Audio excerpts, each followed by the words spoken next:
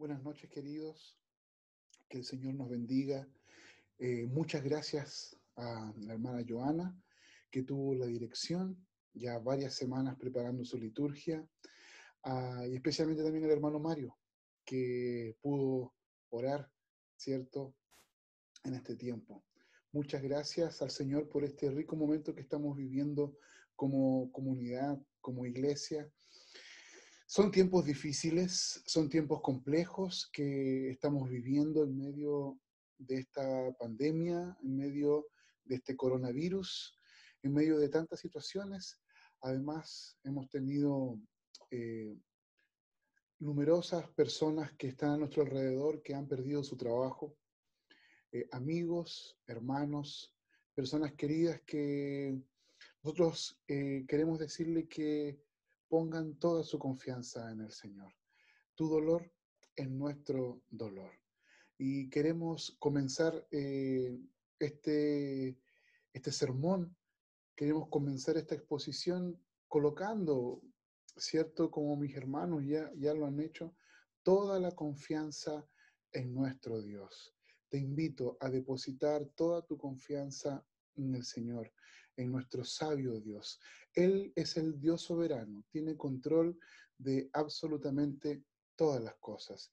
Y es una buena oportunidad para ponerlo en práctica, es una buena oportunidad para decirle, Señor, yo te amo, y no sé lo que el futuro tiene, no sé lo que me va a deparar el futuro, pero yo quiero en el nombre de Jesús que todo lo que tú tienes para mí, aunque yo no lo comprenda, aunque yo no lo sepa, y aunque yo no lo conozca, porque no conozco, entre comillas, el futuro, sé que al final de la historia tú vas finalmente a mostrarnos tu gran amor, porque discípulos del Señor, discípulos de Jesús, no solamente conocemos la historia bíblica, discípulos de Jesús, también conocemos finalmente la historia de la humanidad.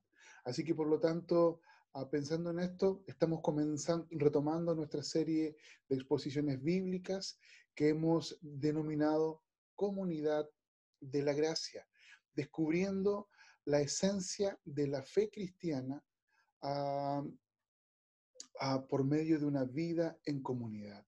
Entonces, queremos que sigas aprendiendo, posiblemente te estás incorporando a este espacio, te estás incorporando a este tiempo de vida en comunidad.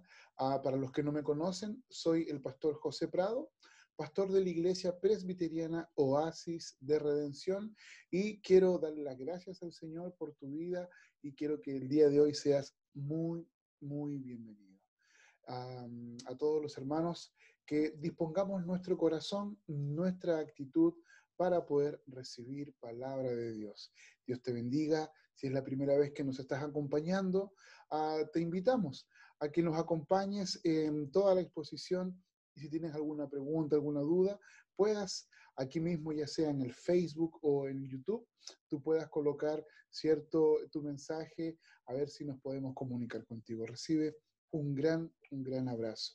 Bien, queridos, estamos en este tiempo como iglesia, en este tiempo tratando de comprender, tratando de entender lo que Dios tiene para nosotros, y el día de hoy queremos pensar un poquitito acerca de la filiación, ¿cierto? En relación de cómo podemos ser llamados sus hijos, ¿cierto? Cómo el Señor nos lleva a formar parte de esta nueva familia, de esta familia que hemos denominado familia de Dios. El texto bíblico ya se ha dado en lectura y quiero que juntos podamos caminar en esta dirección, que es lo que hemos visto y lo que hemos reflexionado en las últimas semanas, que el Evangelio crea un nuevo tipo de comunidad. Así es, el Evangelio crea un nuevo tipo de comunidad. Y por lo tanto, cuando el Evangelio crea un nuevo tipo de comunidad, muchas cosas ocurren. muchas cosas comienzan a pasar, transformaciones de adentro hacia afuera, transformaciones en nuestra existencia y en nuestra vida. Al mismo tiempo, en el texto que tenemos el día de hoy, donde nosotros nos vamos a estar centrando, vemos a este padre, ¿cierto? Al papá del hijo pródigo, como hemos denominado, ¿cierto? O al papá de los dos hijos. Y concretamente, ¿qué es lo que nosotros observamos?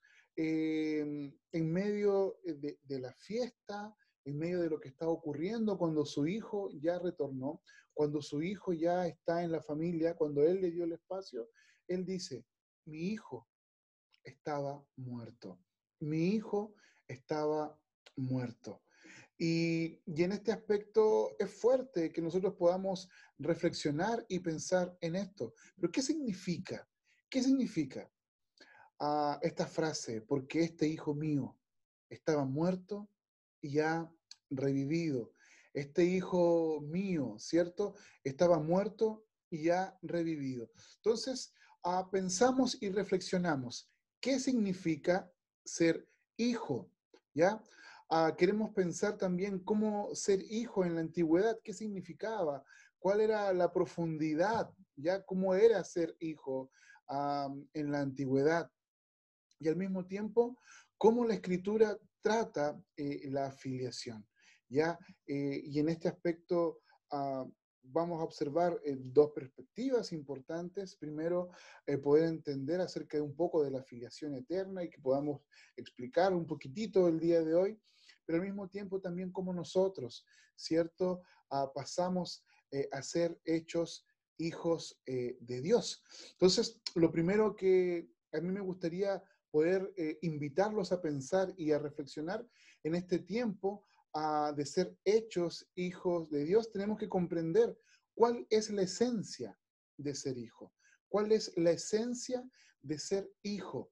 Y para esto tenemos que volver a las historias patriarcales, podríamos decir, a las historias antiguas, donde el concepto de familia es muy diferente al concepto que nosotros tenemos el día de hoy. El día de hoy el concepto de familia es un concepto mucho más líquido, ¿ya? Podríamos utilizar estas palabras.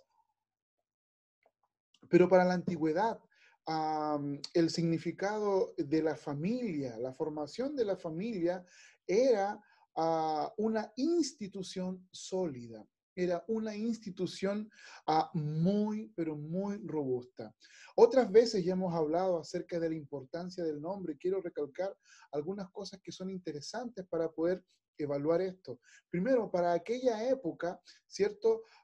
El nombre era muy importante porque definía qué cosa, la importancia del clan familiar, la importancia del clan familiar, el significado de la familia, el significado del individuo era dado a partir de lo que hoy día podríamos llamar del apellido, en este caso el nombre, ¿ya? Su significado era dado por esta persona, era hijo de tal. Y nosotros nos hemos encontrado con numerosos textos a lo largo de la narrativa bíblica, a lo largo de toda la narrativa bíblica, ya sea del Antiguo y Nuevo Testamento, sobre todo en los Evangelios, la importancia del nombre, la importancia del clan familiar, porque ahí estaba el significado, ahí estaba la esencia de la familia. Y en este aspecto, la cultura, no solamente el tema familiar, había una cultura familiar al respecto, había un patriarca que dirigía, que gobernaba toda la familia, que gobernaba toda esta institución. Ahí estaban los valores más profundos, los valores arraigados de la existencia. Y las creencias también, ¿cierto? Su fe, su idiosincrasia. Cuando nosotros recordamos la historia de Abraham y vemos que ahí en Génesis capítulo 12, Dios llamó a Abraham y le dice, sal de tu casa, vete, ¿cierto? de tu tierra, vete de tu parentela. Lo que Dios está haciendo en pocas palabras le está diciendo, sí, yo sé que tú tienes un nombre, yo sé que tú tienes un patrimonio, yo sé que tú tienes una familia, pero yo quiero darle un nuevo significado a tu estructura familiar. Quiero rehacer la vivencia cultural en la cual tú estás involucrado. Quiero imprimirte nuevos valores, valores que yo te estoy brindando. Quiero darte nuevas creencias, porque recordemos, en aquella época politeísta, posiblemente Abraham salió de un sector tremendamente lleno de ídolos paganos, como la adoración, ¿cierto?, a la luna y a los astros. Por lo tanto, nos encontramos en una perspectiva, y eso no cambió a lo largo de la historia bíblica, donde el nombre, ¿cierto?, le da validez, le da significado, le da una consolidación a la esencia de las personas. Al mismo tiempo, dentro de este contexto, el hijo mayor tenía una importancia severa, una importancia grande. ¿Por qué? Porque tenía una importancia en relación a la propiedad. Hoy día se dice de propiedad, pero en aquella época el concepto era de herencia, el concepto era de este patrimonio de la historia familiar. Entonces, por lo tanto, el día de hoy nosotros podemos evaluar de manera injusta, podríamos decir, oye, ¿cómo era posible? La semana pasada ya hablamos al respecto de esto. ¿Cómo es posible, cierto, que el hijo mayor se lleve una segunda 2/3, podríamos decir, de lo que estaba ocurriendo aquí, y el hijo menor solamente se pueda llevar 1/3? Oye, ¿y qué me dicen de las hijas? ¿Ah? Las hijas no existen, entonces, en esta realidad, las mujeres no van a tener, ¿cierto? Y podríamos reflexionar en esta perspectiva. Pero naturalmente la familia estaba consolidada no únicamente a partir de individuos, la familia estaba consolidada a partir de un núcleo, de una unidad basada también en la herencia. Por lo tanto, lo que la familia hacía y se juntaba, ¿cierto?, como núcleo familiar, era el cuidado patrimonial. El cuidado patrimonial iba a mostrar cuán lejos podía llegar esta familia, pero no en relación a ser más ricos que otros, no en relación a la acumulación de riqueza, sino más bien al cuidado familiar. Recuerden que estamos viviendo y estamos estudiando una historia posiblemente ancestral, donde la propiedad significaba la existencia de la vida. ¿Por qué? Porque la propiedad iba a ser trabajada.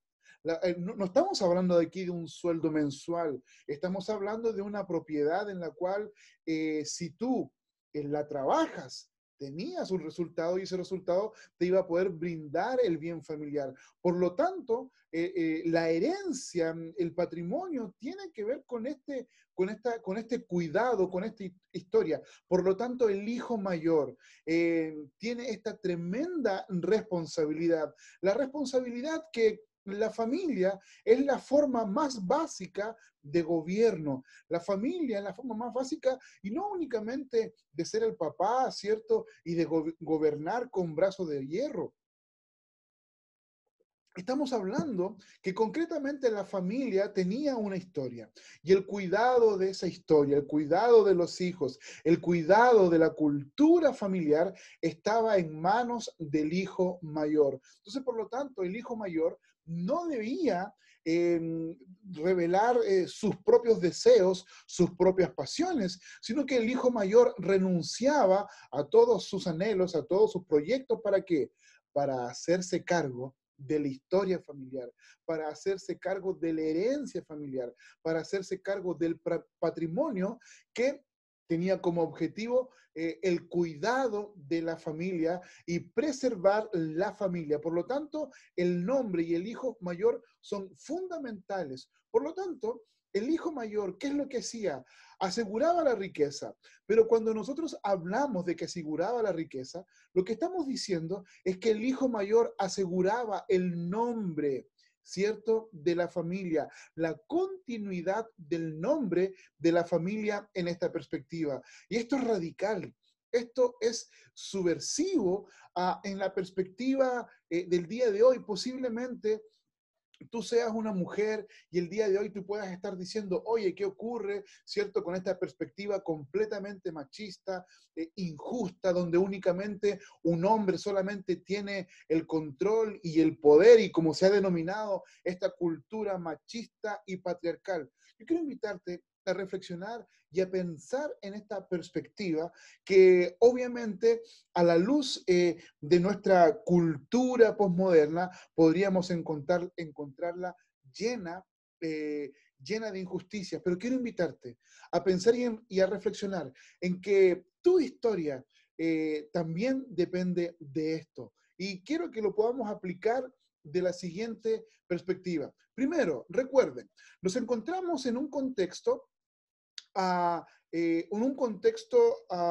de patriarcado, en un contexto histórico diferente al nuestro. Entonces, por lo tanto, esta perspectiva es una perspectiva a partir de los labios de Jesús, a partir de la historia de Jesús, es una perspectiva profundamente subversiva. ¿Por qué? Porque lo que Jesús está declarando es que en Cristo todos pueden ser hijos. Lo que Jesús está diciendo es que en Cristo todos pueden ser hijos. ¿Y qué significa esto?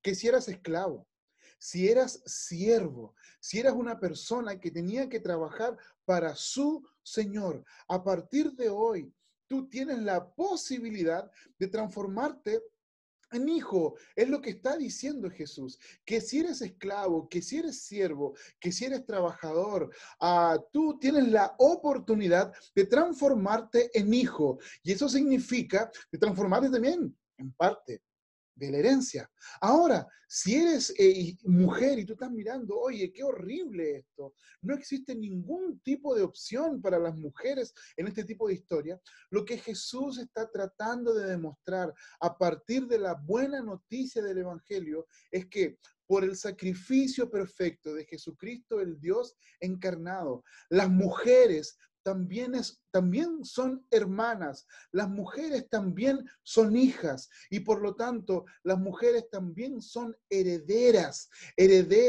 y por lo tanto las mujeres también van a poder participar de esta esencia de ser hijo. El hermano menor que tocaba únicamente una pequeña parte de esta ración y que en realidad es una gran parte de la propiedad, el hermano menor también podía acceder. En la persona de Jesús, el hermano menor puede también acceder a esta opción de ser el hijo, podríamos decir, el hijo mayor, el heredero. Entonces, por lo tanto, esclavos, siervos, mujeres se transforman en hermanas. El hermano menor también se transforma en igual. Lo que el Señor Jesús está diciendo por medio de esta historia es que todos son hijos y herederos.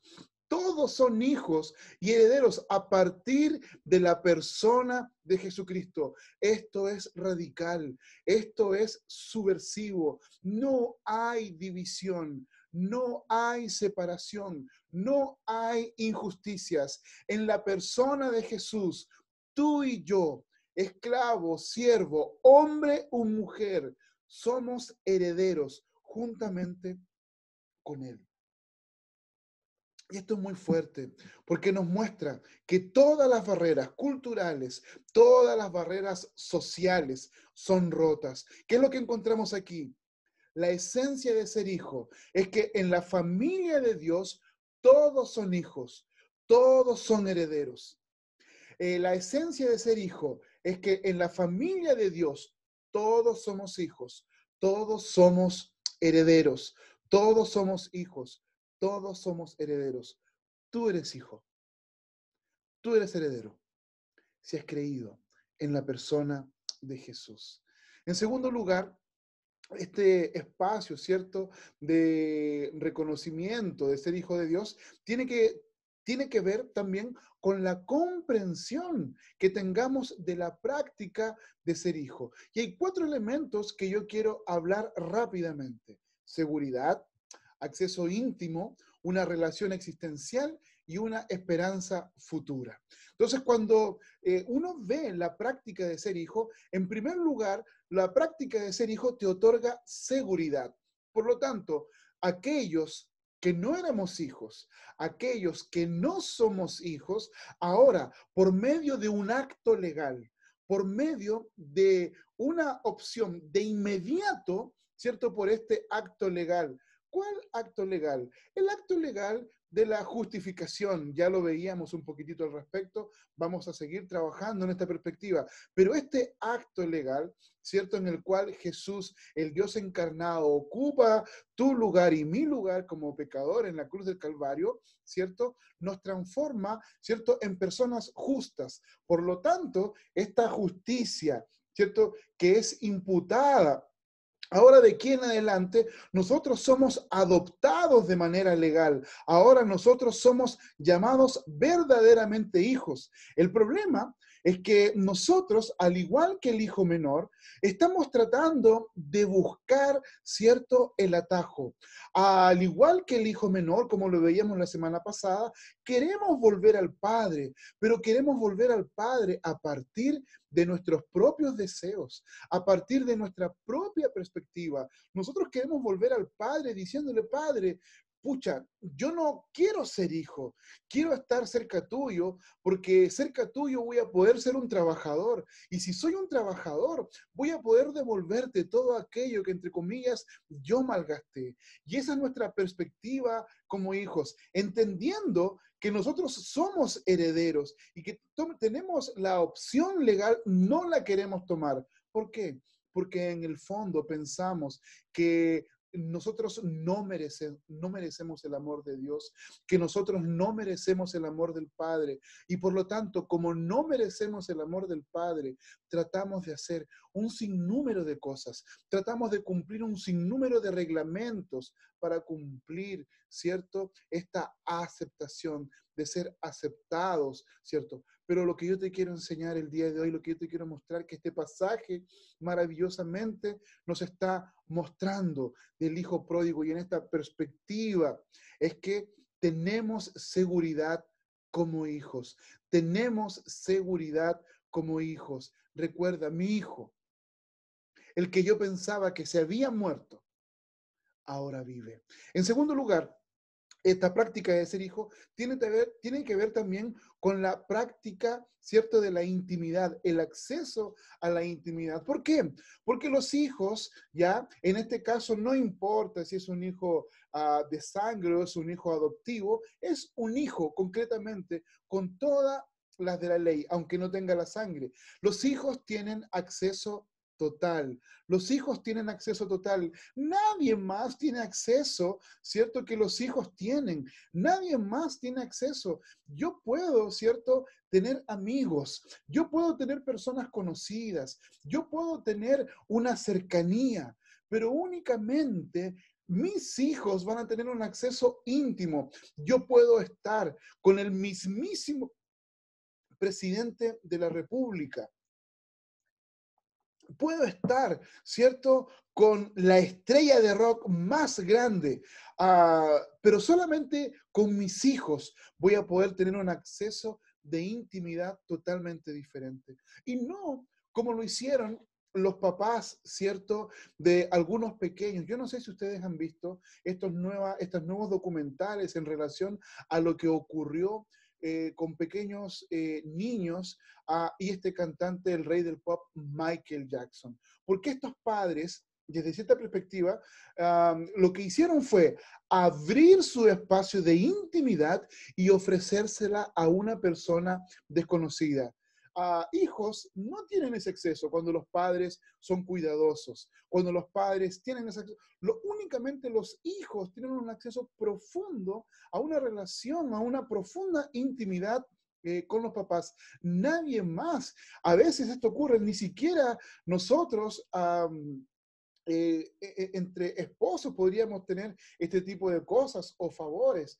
De repente yo me encuentro con uno de mis hijos y podríamos decir cualquier cosa y mi hijo viene llorando. Yo puedo estar trabajando, puedo estar sumergido en el teletrabajo, puedo estar sumergido hablando con alguien.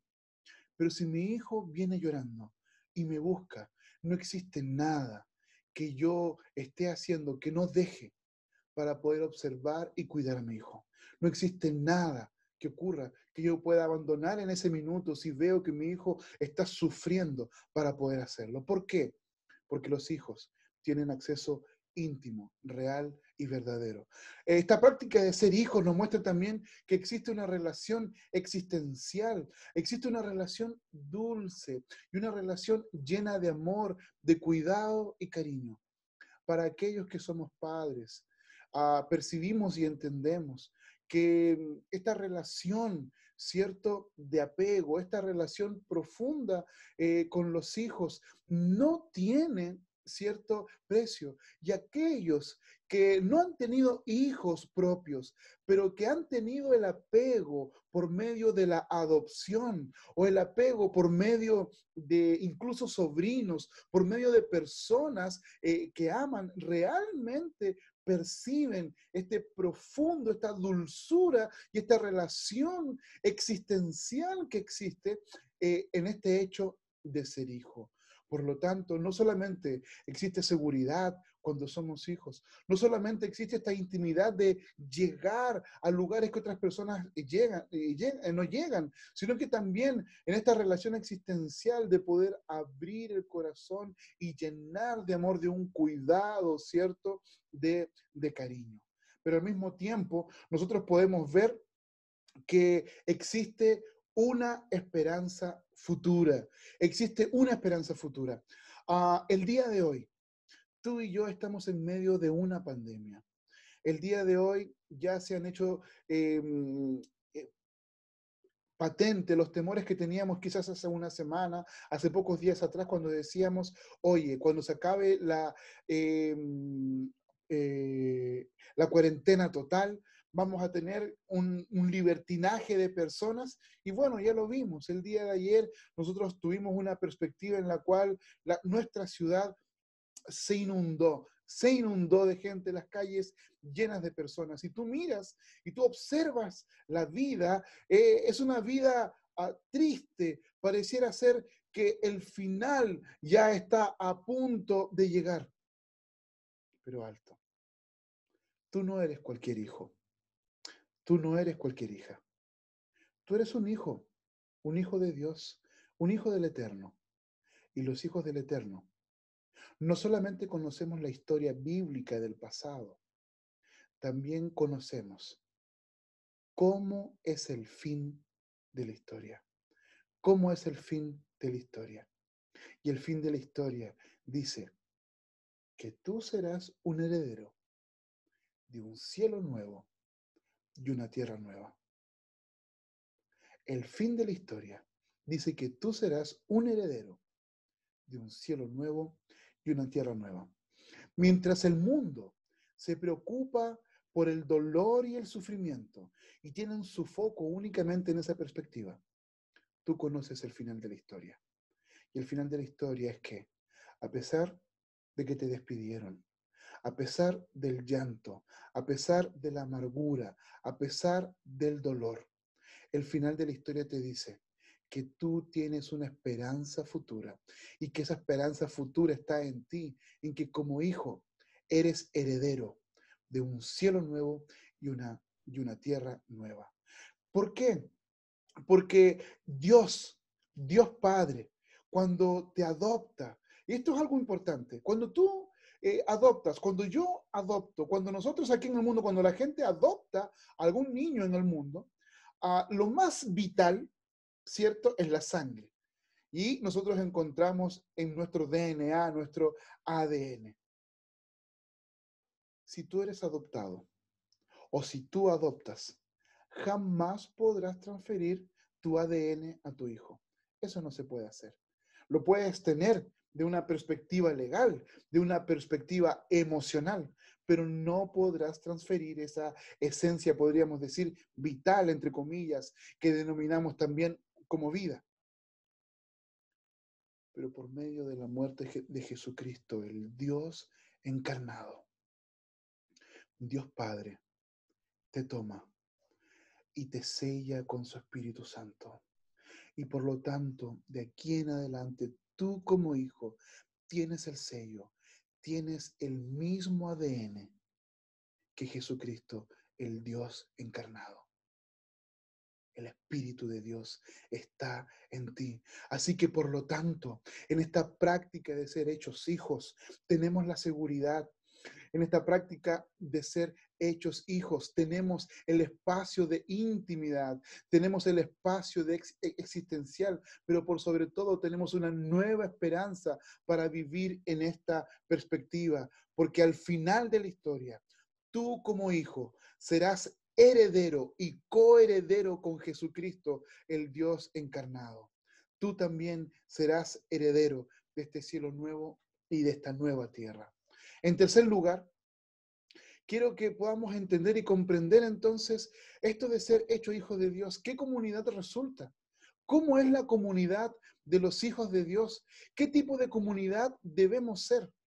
Y la respuesta se encuentra en la sabiduría bíblica. La respuesta se encuentra en la escritura. ¿Qué tipo de comunidad tú y yo debemos ser? Debemos ser una comunidad con un profundo amor fraternal. El tipo de comunidad que tú y yo debemos ser es una comunidad con profundo amor fraternal. Observa lo que dice Luciano de Samosata, aproximadamente, ¿cierto? Entre el 120 vivió Luciano y el 190. Él fue un escritor, un sátiro de aquella época, un artista de aquella época. Y observa lo que dijo Luciano de Samosata. Después, por cierto, hablando de los cristianos, de aquel hombre a quien siguen adorando, que fue crucificado en Palestina. Además, su primer legislador les convenció de que todos eran hermanos. Así, tan pronto como incurren en este delito, así, tan pronto como incurren en este delito, despreciaron su propia privacidad y adoran a aquel sofista crucificado y viven de acuerdo a sus preceptos, usando sus posesiones, usando todas sus posesiones. Qué fuerte esto, queridos. Qué fuerte esto que nosotros estamos viendo. Qué fuerte esta perspectiva que Luciano de Samosata está diciendo. ¿Qué es lo que está diciendo? Que los cristianos se privan ellos mismos para abrir espacio hacia sus vidas, hacia una comunidad. Entonces, ¿cómo se vive la comunidad de los hijos? Con un profundo amor fraternal. Y en primer lugar, quiero que nosotros podamos entender que este amor fraternal se expresa por medio de un compromiso incondicional, por medio de un compromiso incondicional. ¿Por qué? Porque así como en la familia, los hermanos no se eligen. Así como en la familia, los hermanos no se eligen.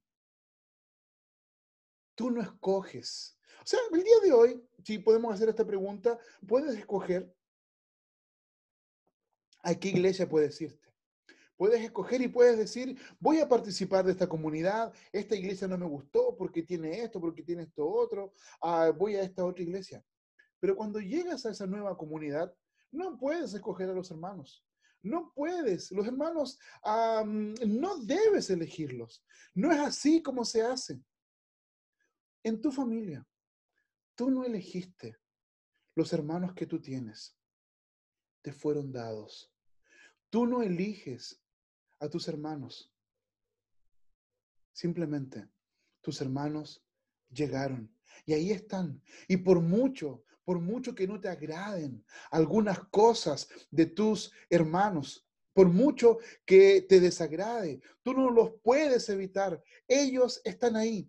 Por lo tanto, en medio de esta perspectiva de amor fraterno, de compromiso incondicional, tus hermanos tienen cosas que decirte.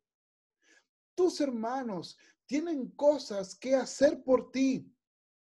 El gran problema es que nosotros vivimos en un mundo donde las personas piensan que sus hermanos en Cristo, que las personas que Dios ha colocado a su alrededor, tú eres capaz de limitar. Eres capaz de limitar el amor a tus hermanos. Eres capaz de limitar la ayuda a tus hermanos. Eres capaz de limitar aquellas cosas. Y el Señor, por medio, ¿cierto?, de su Hijo Jesucristo, que te ha hecho un hijo de Dios, un heredero con Él. Es como si tú trataras de limitar el amor de hermano, el amor de hermano en la familia. No, no se puede.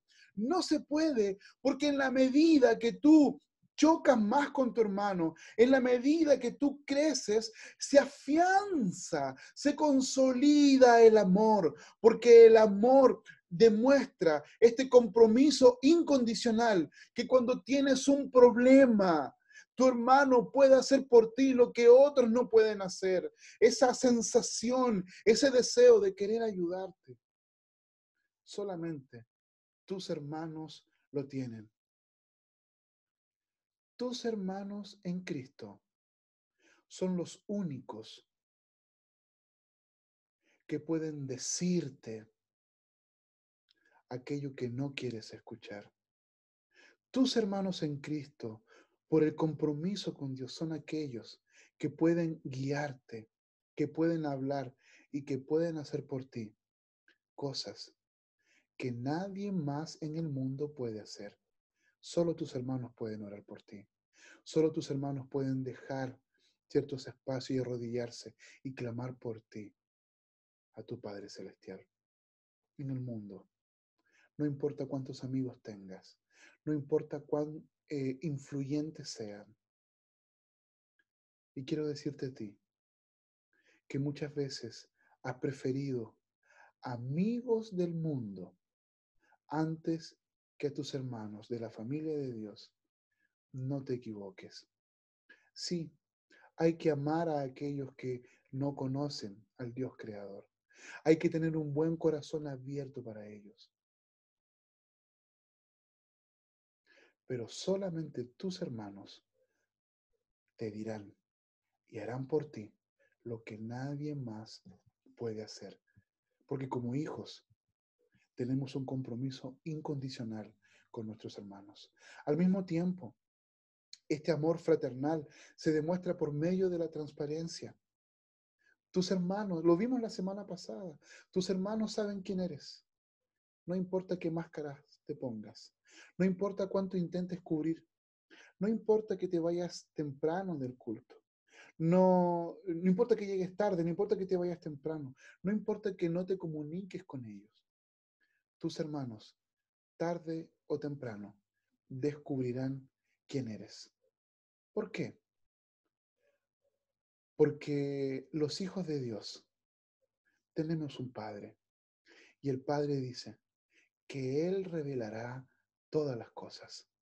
Si existe un pecado oculto en tu vida, si existe algo oculto que tú no quieres que perciban, si tú quieres vivir bajo una máscara, el Dios creador revelará todo tipo de cosas.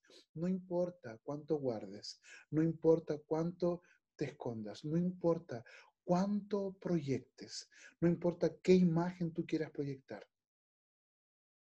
tus hermanos lo descubrirán, porque tu Padre lo revelará. Entonces, por lo tanto, lo que nosotros tenemos que vivir es una vida de completa transparencia. Debes estar dispuesto a abrirte, debes estar dispuesto a abrir tu corazón. Sí, es verdad. Muchos hermanos, personas te dañaron, rompieron tu corazón en tu historia. Pero hoy, Jesucristo, el Dios encarnado, que murió en la cruz del Calvario para hacerte, para justificarte y nuevamente hacerte hijo,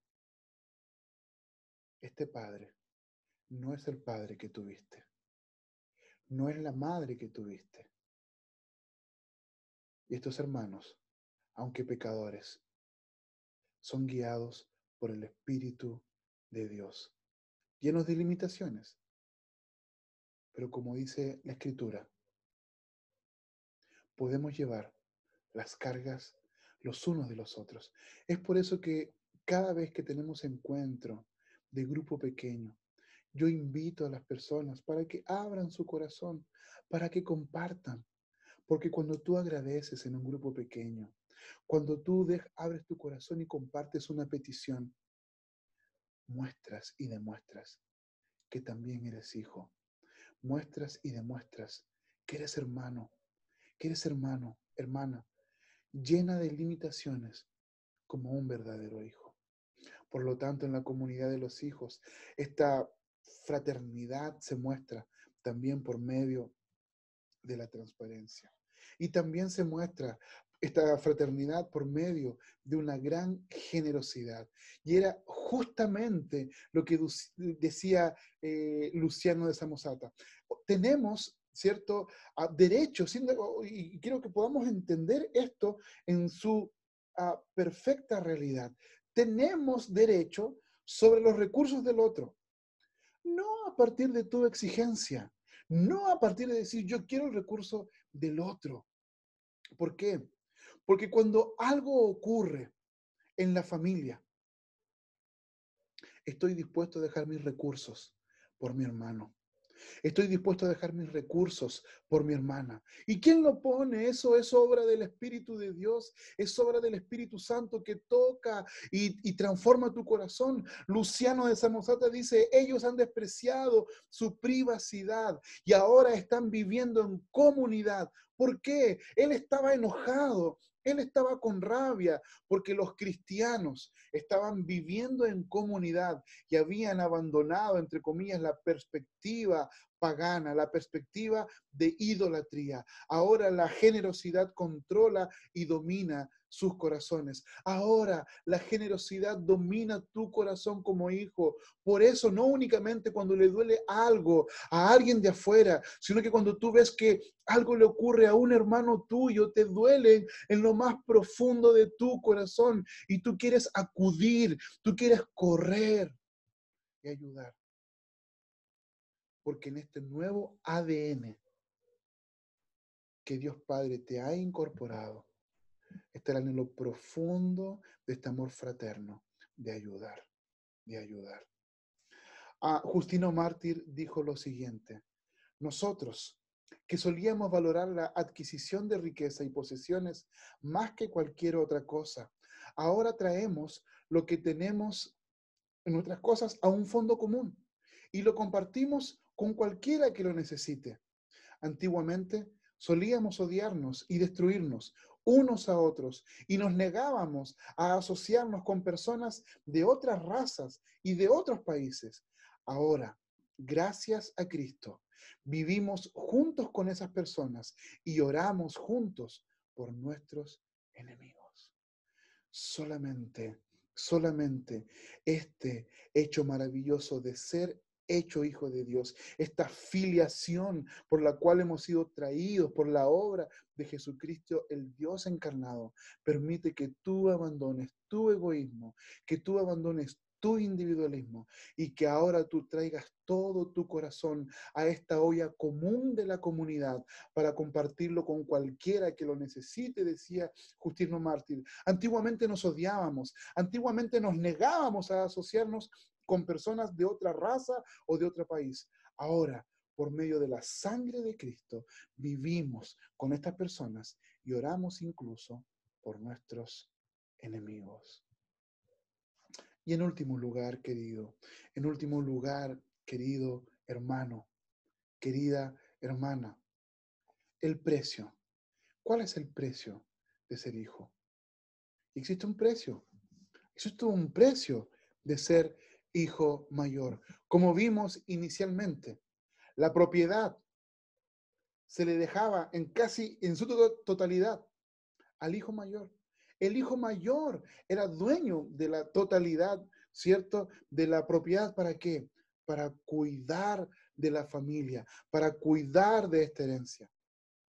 Pero, ¿sabes? Solamente hay una forma en la cual el hijo menor puede ser heredero. Y la forma en la cual el hijo menor puede ser heredero es que el padre, al restaurar al hijo menor, es a expensas del hijo mayor. Porque recuerda, el hijo mayor es el dueño de la propiedad. El hijo mayor es quien tiene por derecho propio, quien va a cuidar esta herencia para que el nombre de la familia no se pierda y subsista. El padre solo puede restaurar al hijo menor en la historia que estamos viendo. Y el padre solo restaura al hijo menor a expensas del hermano mayor.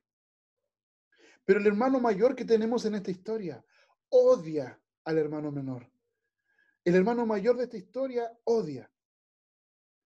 Pero ¿y en tu historia? En tu historia, Jesucristo, el Dios encarnado, es el hermano mayor. En tu historia, Jesucristo, el Dios encarnado, vino a la tierra a sacrificarse y renunció al cielo. Filipenses 2 nos recuerda que Él, siendo Dios, no escatimó aferrarse a que era Dios, sino que Él se despojó de esto y se hizo siervo, se hizo hombre para llegar incluso hasta la muerte. Vino a la tierra, renunció al seno del Padre para que tú, como hermano, vayas al cielo y tengas plenos derechos como hijo. Jesús fue a la cruz del Calvario, perdió su derecho como hijo, si lo podemos decir de esa manera, para que tú puedas recibir el derecho de ser hijo, el derecho de ser adoptado, el derecho de ser heredero. Y la sabiduría bíblica nos muestra que no existe otra manera en la cual nosotros podamos ser herederos, sino únicamente a partir del verdadero Hijo mayor, el Hijo eterno. Jesús es el Hijo eterno, incluso antes de la encarnación.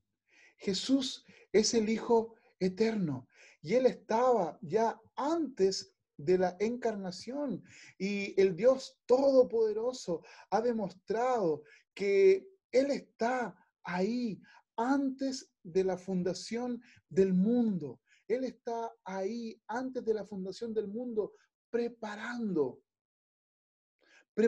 el lugar para venir aquí a la tierra, preparando el lugar para que tú puedas tener acceso, para que tú puedas tener el verdadero acceso por medio de esta adopción y ser hecho hijo. Cuando Jesucristo, el Dios encarnado, vino en la plenitud de los tiempos, en Romano capítulo 8, versículo 3, nos dice que Dios envió a su propio Hijo, que Dios envió a su Hijo amado. ¿Para qué? Para que tú y yo pudiésemos ser rescatados. Solamente el hermano mayor, solamente el Hijo eterno es la base de tu adopción. ¿Por qué? ¿Por qué el hijo mayor es la base de tu adopción? Porque Él es el dueño de la propiedad, porque Él es el dueño de la herencia, porque únicamente a partir de la pérdida del hijo mayor es que el hijo menor puede ser el heredero.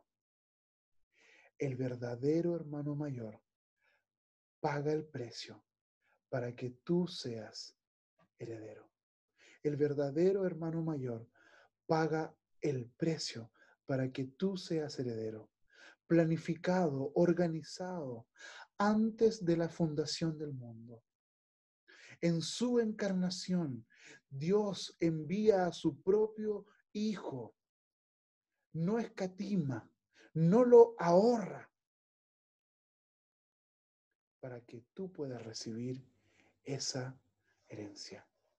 Qué tremendo, qué tremendo. Entonces, ¿qué significa ser hecho hijo? ¿Qué significa ser hecho hijo? En primer lugar, que nosotros podemos entender y podemos ver hoy que si tú eres hijo, es únicamente a partir de la obra de Jesucristo, el Dios encarnado, el hermano mayor, que pagó el precio que tú y yo no podíamos pagar para ser parte de esta familia, para ser parte de esta familia. Por lo tanto, tú y yo ahora como parte de esta familia, sabemos el final de la historia, que Jesucristo, el Dios encarnado, ya la conquistó en la cruz de Calvario y que 3 días después, al resucitar, inaugura como hermano mayor la resurrección de sus hermanos. Porque así como Cristo, el hermano mayor, resucitó de entre los muertos, asimismo, tú también resucitarás de entre los muertos, para que juntos, con Cristo, herederos y coherederos con Él, podamos participar de esta maravillosa herencia que como hijos nos corresponde. Cielos nuevos y tierra nueva. Dios te bendiga. Dios te bendiga. Y que en este espacio de comunidad, y que en este espacio, en esta comunidad de pecadores, donde el mayor pecador de todos es el pastor, puedas crecer, puedas desarrollarte, puedas avanzar como hijo, no como bastardo, sino que como un verdadero hijo, donde Dios te toma, te ofrece toda su seguridad, donde Dios te toma para que puedas tener intimidad con Él, donde Dios te toma y te cuida como verdadero hijo, donde Dios te toma como verdadero hijo y coloca su ADN en ti, su Espíritu Santo y te sella. Y con ese sello, tú y yo, un día, cuando Él venga y restaure todas las cosas, llegaremos a la estatura del varón perfecto, a la estatura del hermano mayor. Dios te bendiga. Oremos.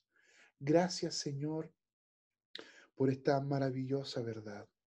Gracias, Señor, por poder entender esta maravillosa perspectiva de comprender, Señor, de ser hechos hijos, que hemos sido adoptados, Señor, que este concepto de la filiación eterna, que Jesucristo es Hijo de Dios desde la eternidad, que no es un proceso únicamente que podríamos decir humanos, sino todo lo contrario, es eterno.